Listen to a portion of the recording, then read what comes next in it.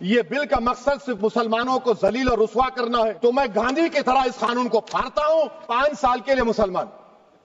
मैं किरण रिजिजू से पूछना चाहता हूं, सर दाढ़ी रखे तो मुसलमान प्रैक्टिसिंग है या क्लीन शेव आपकी तरह है? तो बताइए हमको प्रैक्टिसिंग क्या होगा? अच्छा, किसी को पकड़ के मॉब लिंच कर दिया और बोले कि जेएसआर का नारा लगाया, और वो जेएसआर का नारा लगाया तो क्या मुसलमान रहेगा? नहीं रहेगा। या फिर देश के प्रधानमंत्री ने कहा था कपड़े देखकर पहचानो, तो क्या कपड़े देखकर आप कह देंगे? अच्छा, अगर कोई क्रिश्चियन हिंदू धर्म कबूल करता है तो क्या वो मंदिर को नहीं दे सकता प्रॉपर्टी? फिर भारत के संविधान में आर्टिकल 300 क्यों है सर? मोहिबुल्लाह साहब जिस मस्जिद के इमाम है, पार्लियामेंट के सामने मस्जिद है सर, 123 प्रॉपर्टीज में मस्जिद है, डिस्प्यूट चल रहा है। कल कलेक्टर या डिस्ट्रिक्ट ऑफिसर बोलेगा कि भाई साहब ये गवर्नमेंट प्रॉपर्टी है, स्टिकर लगा दिया जाएगा, मस्जिद बंद, गवर्नमेंट प्रॉपर्टी हो गई। होगी ना सर? अब ये बताइए, आप जब से यहां पर पूरे बीजेपी रूलिंग पार्टी हमको ज्ञान दे रहे हैं कुछ नहीं होगा, कुछ नहीं होगा। जब भी ज़मीर और ज़र्फ का सौदा हो दोस्तों, जब भी ज़मीर और ज़र्फ का सौदा हो दोस्तों, कायम रहो हुसैन के इनकार की तरह। सर, ये वक्फ तरमीमी बिल भारत के गयूर मुसलमानों के ईमान पर, इबादत पर एक हमला है।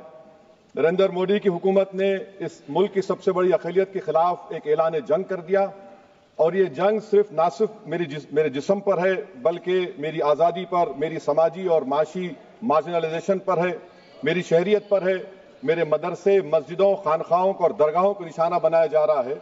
और ये हुकूमत सच्चाई को नहीं बयान कर रही है कि ये तरमीमी बिल से मुसलमानों का तहफ़्फ़ुज़, तरक्की और गुर्बत का खात्मा होगा। ये सरासर झूठ है सर। अगर आप आइन के आर्टिकल 14 को देखेंगे तो उसमें लिखा हुआ है इक्वल प्रोटेक्शन। अब आप देख लीजिए सर कि हिंदू, सिख और जैन को और बौद्ध को उनके एंडोमेंट में तहफ़्फ़ुज़ मिलेगा, क्योंकि उनका एंडोमेंट बाय यूजर बरकरार है और उनका एडमिनिस्ट्रेशन उनके हाथ में होगा। कि गैर हिंदू या गैर उनके मजहब का आदमी दान भी दे सकता है उनके लिए, और एंडोमेंट बोर्ड का तहफ़्फ़ुज़ भी मिलेगा, क्योंकि उसके ऊपर ओवरराइडिंग क्लॉज अप्लाई नहीं होगा, लिमिटेशन का कानून उस पर अप्लाई नहीं होगा। उसके बरक्स ऑपोजिट आप देख लीजिए, मुस्लिम वक्फ को वक्फ बाय यूजर निकाल दिया गया। एक मुस्लिम वक्फ की जायदाद पर कब्जा होगा, लिमिटेशन लगेगा, तो जो एनक्रोचर है, जो खाबिज है, वो रातों रात मालिक बन जाएगा और एक गैर मुस्लिम वक्फ बोर्ड को एडमिनिस्टर करेगा। ये आर्टिकल 14 के इक्वल प्रोटेक्शन का वायलेशन।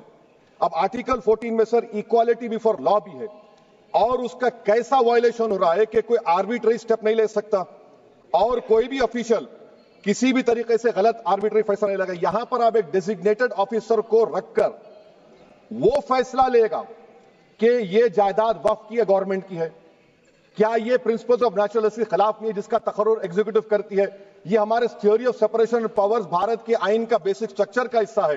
क्या इसका वायलेशन नहीं है?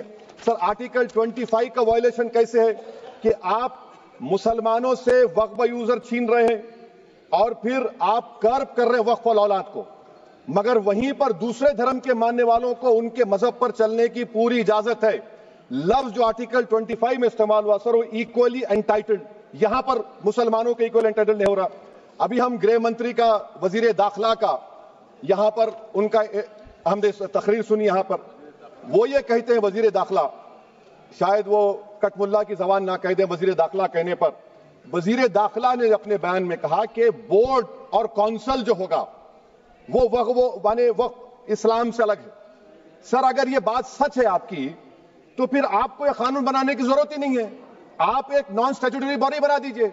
ये जो कानून बन रहा है ना सर, ये आर्टिकल 26 इसका सोर्स है, और आर्टिकल 26 जब इसका सोर्स है तो आर्टिकल 26 का ABCD क्या कहता है कि रिलीजियस डिनोमिनेशन को अपने मजहब के अफेयर्स खुद चलाना, मूवेबल इमूवेबल प्रॉपर्टी को लेना और एडमिनिस्टर करना। जब हिंदू धर्म को, बौद्ध धर्म को, सिखों को यह राइट दिया गया है, तो आप कैसे मुसलमानों से छीन रहे हैं? तो ये आर्टिकल 26 का ग्रेव वायलेशन है। तो सर, अब वक्फ बाय यूजर का मामला देखिए, मिनिस्टर साहब ने कहा कि एंक्रोचमेंट हो रहा है, 17,000 एंक्रोचमेंट हुए हैं। तो यही नरेंद्र मोदी की हुकूमत ने 2014 में उस वक्त के मंत्री ने एक Waqf properties eviction of unauthorised occupants bill को इंट्रोड्यूस किया। आपने विड्रॉ कर लिया 2024 में उसको। क्यों विड्रॉ किया सर आपने? जब आप मान रहे थे कि एंक्रोचमेंट हो रहा है तो आपने बिल को विड्रॉ कर लिया। अच्छा सर, अब वक्फ बाय यूजर को आपने निकाल दिया, माने कंडीशन क्या लगाए कि अगर उसमें डिस्प्यूट होगा और गवर्नमेंट प्रॉपर्टी होगी। सर डिस्प्यूट तो है, मिसाल के तौर पर मोहिबुल्लाह साहब जिस मस्जिद के इमाम है, पार्लियामेंट के सामने मस्जिद है सर, 123 प्रॉपर्टीज में मस्जिद है, डिस्प्यूट चल रहा है। कल कलेक्टर या डिस्ट्रिक्ट ऑफिसर बोलेगा कि भाई साहब ये गवर्नमेंट प्रॉपर्टी है, स्टिकर लगा दिया जाएगा, मस्जिद बंद, गवर्नमेंट प्रॉपर्टी हो गई, होगी ना सर। अब ये बताइए, आप जब से यहां पर पूरे बीजेपी रूलिंग पार्टी हमको ज्ञान दे रहे हैं कुछ नहीं होगा, कुछ नहीं होगा, मैं दलील के साथ बता रहा हूं आपको। ये मस्जिद दिल्ली गवर्नमेंट बोलती हमारी है, वक्फ दिल्ली वक्फ बोलता हमारी है, तो सर वक्फ बाय यूजर, अगर मैं अपनी गवर्नमेंट के खिलाफ वक्फ बोर्ड वक्फ बाय यूजर इस्तेमाल नहीं करेगा तो क्या है सर। अच्छा, ये अमेंडमेंट जब हो जाएगा तो मुझे कहने दीजिए सर, सिर्फ प्राचीन मंदिरों की हिफाजत होगी, मस्जिदों की नहीं होगी।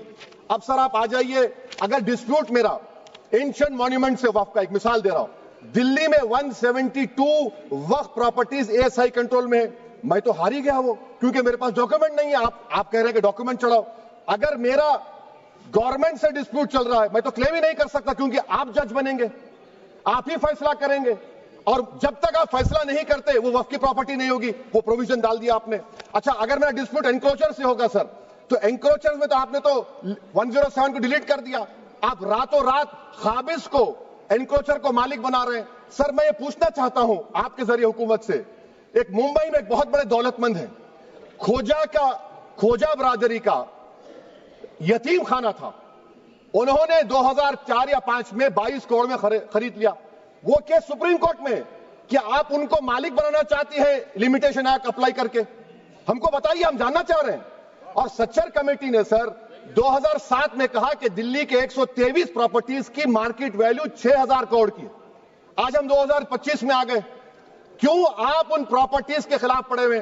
1976 में उस वक्त के वजीर आजम इंदिरा गांधी लेटर लिखा, इसको आप दे दीजिए, मगर आप उसको मानने को तैयार नहीं है। तो सर और एक जो झूठ फैलाया जा रहा है, management empowerment efficient development, sir this bill takes any management from the hands of Muslims, disempowers the waqf in comparison to any other stakeholder, takes away the efficiency of administration and hampers development. Waqf disempowerment in the name of efficiency, inefficiency is being created. The progress of development from pre-independence till today sought to be destroyed. Sir अभी हमारे home minister साहब ने फजल पुकाया case का जिक्र किया।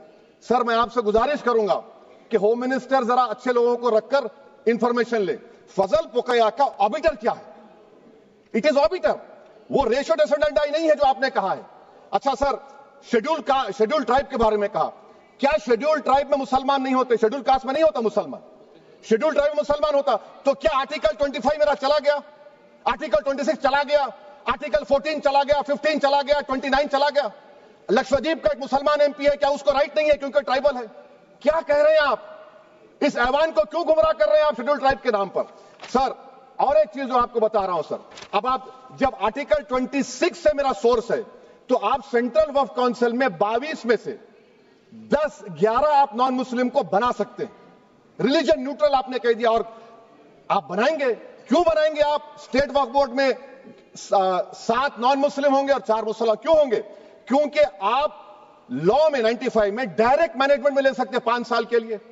आप वक्फ by user को आप कलेक्टर डिस्ट्रिक्ट ऑफिसर बोलेगा ये वक्फ की प्रॉपर्टी नहीं है, तो वो वक्फ बोर्ड खामोश बैठ जाएगा, कुछ एक्शन ही नहीं लेगा, क्योंकि वो आपके प्यादे हैं। अच्छा, जब आप नॉमिनेट करेंगे सर मैं मोदी गवर्नमेंट के खिलाफ नो कॉन्फिडेंस ला सकता हूं, मगर वक्फ बोर्ड का चेयरमैन जो नॉमिनेट होगा उसके खिलाफ नो कॉन्फिडेंस नहीं ला सकते, हम बिल्कुल नहीं ला सकते। क्या मजाक है बताइए आप? ये डेमोक्रेसी है? नॉमिनेट भी स्टेट गवर्नमेंट करेगी, वो अगर डिक्टेटर बन जाएगा जैसा आज भारत में हो रहा है तो वो भी नहीं हटेगा। कम से कम यहां पर तो इलेक्शन है, वहां पर तो आप 5 साल झेलते रहो उसको। अच्छा सर, अब ये जो क्लॉज 11 और क्लॉज 9 आप 16AA से देखिए, where the qualification of the members of the board has been limited only to 3 categories contained in 14(1)(c). Intention is very clear that the majority is to be packed with non-Muslims. So who will defend my interest, sir? If I cannot depend on the state waqf board, central waqf council, which are going to comprise non-Muslims, this in itself is a clear violation of Article 26, 14 and 15, sir. अच्छा sir, CO पहले 95 में था कि word मुस्लिम, आपने गायब कर दिया उसको। अरे आखिर क्यों इतनी नफरत है आपके लफ्ज मुसलमान से? अच्छा फिर क्या कह रहे हैं आप कि ये भी आर्टिकल 26 का वायलेशन है? सब जितने हिंदू धर्म के प्रॉपर्टीज हैं, सिख धर्म के, बौद्ध के हैं और आपके जैन के, वहां पर उन्हीं के मजहब का ऑफिसर होगा। और कहां पर नहीं होगा? वक्फ बोर्ड में। Waqf board is a pure religious institution, इसको समझने की जरूरत है। तो आप ये कर दे रहे हैं सर। अच्छा सर, आप देखिए, अब आप आ जाइए ये ट्राइब्यूनल पर। मुझे समझ में नहीं आया सर कि हमारे होम मिनिस्टर वजीर दाखिला ने क्या कह दिया कि 2013 का जो कानून है वो नहीं बनता तो हम नहीं लेके आते। मैं बड़े अदब के साथ उनसे पूछना चाह रहा हूं कि क्या उस वक्त राजनाथ सिंह साहब, आडवाणी साहब, हमारी लेट सुषमा स्वराज, ये बड़े बड़े नेता यहां बैठे थे? आपने यूनानिमस उस कानून को पास करवा दिया। कीर्ति आजाद थे उस वक्त, अब यहां बैठे हैं वो टीएमसी में। तो क्या आप गलत थे या वो गलत थे? हमको बता दीजिए, आप बता दीजिए। क्योंकि अगर आडवाणी आपके लिए बहुत बड़ा नेता है, मेरे लिए नहीं हो सकते, आपके लिए आपने पद्मश्री दिया उनको। मोहतरमा सुषमा स्वराज की जबरदस्त तकारीर का मैं कायल हूं, वो बैठकर उस 2013 को यूनानिमस पास कर दिए। मुझे कंफ्यूजन है कि क्या अमित शाह, नरेंद्र मोदी बड़े हैं या आडवाणी बड़े हैं? आपके लिए आप तय कर लीजिए। अच्छा सर, आपके tribunal sir, railway Clements tribunal, NGT tribunal, income tax, वैसे 14-15 ट्राइब्यूनल, हिंदू एंडोमेंट का ट्राइब्यूनल, सबका अपील नहीं होती, रिव्यू होता है। गृह मंत्री सरकार कह रही है कि नहीं, रोक दिए, रोक लगा। कैसे रोक लगाते हैं? रिव्यू और अपील में तो फर्क होता है ना सर। आप ही कह रहे हैं कि पूरे कोर्ट्स में बैकलॉग है और आप अपील कर रहे हैं। अच्छा सर, रिटायर्ड डिस्ट्रिक्ट जज 95 में सिटिंग डिस्ट्रिक्ट जज था, जो एडमिनिस्ट्रेटिव कंट्रोल था सीजीआई साहब, उसको निकाल दिए। अच्छा सर, अब आप अभी हमारे मंत्री साहब ने कहा trust, sir Shri Sai Baba trust 2004, वो ये कहता है जो ऑफिसर उसमें काम करता है उसको साई बाबा का डिवोटी होने चाहिए और उसको डिक्लेरेशन लिख के देना पड़ेगा। यहां पर हो रहा तो यहां पर क्यों नहीं हो रहा? अच्छा सर, आप फिर देख लीजिए, ये आपका हो गया सर। अब अमित शाह साहब ने सेक्शन 2A के बारे में कहा और उन्होंने इस बात का इकरार कर लिया कि दाऊदी बोहरा के लिए यह बनाया गया है। मगर मैं आपके जरिए से गवर्नमेंट से पूछना चाह रहा हूं, आपने तो उस प्रोवाइजो में दाऊदी बोहरा का नाम ही नहीं लिखा। आपने उनको भी थैंक यू कर दिया, उनका नाम क्यों नहीं लिखा आपने? और सर, और गवर्नमेंट क्या कर रही है? आप मुस्लिम समाज में जो बेकार किस्म के लोग हैं उनको एक रास्ता बना रहे हैं, एग्जिट दिखा रहे हैं कि तुम्हें वक्त से बचना है तो तुम्हें ट्रस्ट बना लो। ये क्या कर रहे हैं सर आप? कम से कम उन दाऊदी बोहरा को आप दे देते। अच्छा sir, clause 3V section 36 clause 18 देख लीजिए। Oral Waqf, oral appointment has sought to be discontinued even though it is recognized practice in Islam. Muslim personal laws recognize oral waqf and 1937 Shariat Application Act. Sir, आप clause 39 पर आ जाइए। 5 साल के लिए मुसलमान। मैं किरण रिजिजू से पूछना चाहता हूं, सर दाढ़ी रखे तो मुसलमान प्रैक्टिसिंग है या क्लीन शेव आपकी तरह है? तो बताइए हमको, प्रैक्टिसिंग क्या होगा? अच्छा, किसी को पकड़ के मॉब लिंच कर दिया और बोले कि JSR का नारा लगाया, और वो JSR का नारा लगाया तो क्या मुसलमान रहेगा? नहीं रहेगा। या फिर देश के प्रधानमंत्री ने कहा था कपड़े देखकर पहचानो, तो क्या कपड़े देखकर आप कह देंगे? अच्छा, अगर कोई क्रिश्चियन हिंदू धर्म कबूल करता है तो क्या वो मंदिर को नहीं दे सकता प्रॉपर्टी? फिर भारत के संविधान में आर्टिकल 300 क्यों है सर? राइट टू इक्वालिटी क्यों है? फ्रीडम ऑफ रिलीजन क्यों है? 5 साल कहां से लाएंगे? अच्छा सर, और एक चीज सर, और एक चीज मैं आपको बोल के खत्म कर दूंगा सर। इस बिल में वक्फ औलाद का सर, इसमें आप देखिए clause 432, the creation of waqf aulad shall not result in denial of inherent rights to heirs including women heirs और द वाकिफ और the right of person. Sir, ये आर्टिकल 25 का वायलेशन है, शरीयत एप्लीकेशन एक्ट 37 का वायलेशन, आर्टिकल 300A का वायलेशन है। अच्छा, हिंदू धर्म में सेल्फ एक्वायर्ड प्रॉपर्टी को एक हिंदू, अब उसके फर्ज के 2 बच्चे हैं, वो एक को अपनी पूरी दौलत दे सकता है, कोई रोक टोक नहीं है। वो कहेगा नहीं मैं घर के बच्चों को नहीं दूंगा, मोहल्ले के गरीब को दे दूंगा, वो भी कोई रोक टोक नहीं है। वहां पर आपको बच्चों की फिक्र नहीं है।